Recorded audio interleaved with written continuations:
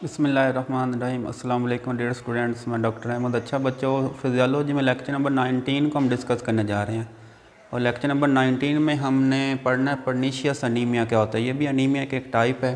तो इसमें क्या होता है, ये होता है by atrophy of gastric mucosa.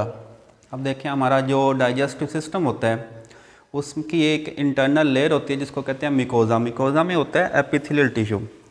तो वो वाला जो मिकोज़ा लेयर है वो टूट फूट का शिकार हो जाती है। एट्रोफी का मतलब होता है टूटना। तो जब वो टूटना शुरू हो जाती है तो उसके रिजल्ट में हमारी बॉडी में पर्नीशियस अनीमिया पैदा हो जाता है। इसकी एक और वजह भी होती है failure of intrinsic factor production. अब देखें, इंट्रिंसिक फैक्टर जिसको हम ग्लाइकोप्रोटीन कहते हैं, ये भी हीमोग्लोबिन की प्रोडक्शन के लिए नेसेसरी होती है। लेकिन जब ये इंट्रिंसिक फैक्टर आपकी बॉडी में नहीं बनता तो उसके रिजल्ट में भी ये अनीमिया पैदा हो जाता है। ठीक हो गया। फिर क्या होता है, विटामिन B12 नॉट अब्जॉर्ब। अब देखें, जब ये दोनों चीज़ें नहीं होंगी तो उसके रिजल्ट में जो विटामिन B12 है ये अब्जॉर्ब नहीं होगा। तो ये अब्जॉर्ब नहीं होगा तो बॉडी में विटामिन B12 कमी हो जाएगी। जैसे इसकी कमी होगी तो इसको हम क्या कह देंगे, ये पर्नीशियस अनीमिया है। तो देखें, इसके काजेज़ में भी वही है, लैक ऑफ विटामिन B12 कि विटामिन B12 कमी हो गया बॉडी के अंदर। ठीक हो गया। अब देखें, ये वाली पर्नीशियस अनीमिया, इसके क्लिनिकल फीचर्स क्या होंगे, इसकी अलामात क्या होंगी। इसमें भी वीकनेस हो जाएगी, वेट लॉस हो जाएगा, डिस्पनिया कहते हैं उसको, जो सांस का मसला होगा, सांस अच्छे से नहीं आएगा। और फिर देखें, स्किन एंड म्यूकस मेम्ब्रेन पेल, मतलब उसकी जो स्किन और म्यूकस मेम्ब्रेन है वो येलो कलर के हो जाएंगे। ठीक है। और टंग इसकी जो होगी, ज़ुबान, वो रेड हो जाएगी, इन्फ्लेम, मतलब वहाँ पर भी सोजश आपको फील होगी। अब पर्नीशियस अनीमिया का आप इलाज कैसे करेंगे, तो इसमें आपने कुछ मेडिसिन यूज़ करनी है। हाइड्रोक्सीकोबालामीन ये एक ड्रग है। तो ये आपने 1000 माइक्रोग्राम यूज़ करनी है डेली के हिसाब से, और एक हफ़्ते में आपने 4000 से 6000 माइक्रोग्राम एक हफ़्ते में आपने ये हाइड्रोक्सीकोबालामीन को यूज़ करना है।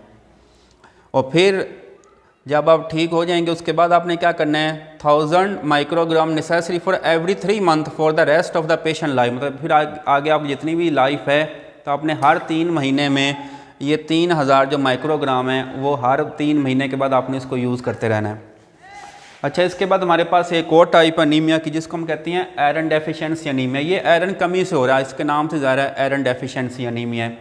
तो due to inadequate in amount of iron, कि जब आपकी बॉडी में आयरन कमी हो जाएगी तो आयरन की कमी से ये अनीमिया पैदा होगा। ठीक है। अब देखें, इसके काजेज़ क्या, न्यूट्रिशनल डेफिशिएंसी, कि आप जो फूड खा रहे हैं आपकी फूड में आयरन की कमी है। और उसके बाद देखें माल अब्जॉर्प्शन, आयरन आपकी बॉडी में है लेकिन वो अब्जॉर्ब ही नहीं हो रहा, ब्लड के अंदर ही नहीं जा रहा। और फिर acute and chronic blood loss, ठीक है, कि आपकी बॉडी में ब्लड लॉस हो गया तो उसके रिजल्ट में भी आयरन कमी हो सकती है। अब इसकी अलामात क्या हैं, इसमें भी आपको थकावट फील होगी, फटीग, वीकनेस फील होगी, ब्रिटल नेल्स एंड हेयर्स, मतलब हमारे जो नाखून होंगे, जो बाल होंगे, उनका जो कलर है वो भी चेंज हो जाएगा। अट्रोफी ऑफ टंग, इसमें जो ज़ुबान है वो भी, उसकी भी अट्रोफी, मतलब वो भी ब्रेक डाउन का शिकार हो जाएगी, टूटना फूटना उसमें शुरू हो जाएगा। और फिर इसका इलाज आपने कैसे करना है, आपने ओरल आयरन इज़ एडवाइस। ठीक है, आयरन को आपने ओरली देना है पेशेंट्स को। और फिर देखें, एक मेडिसन है जिसको कहते हैं आयरन डेक्स्ट्रॉन। तो ये मेडिसन दे सकती हैं, ये 50 से 250 मिलीग्राम डेली इंट्रामस्कुलर, मतलब ये इंजेक्शन की फॉर्म है जो आपने इसको लगाना होता है। तो ये ट्रीटमेंट है आयरन डेफिशिएंसी अनीमिया का।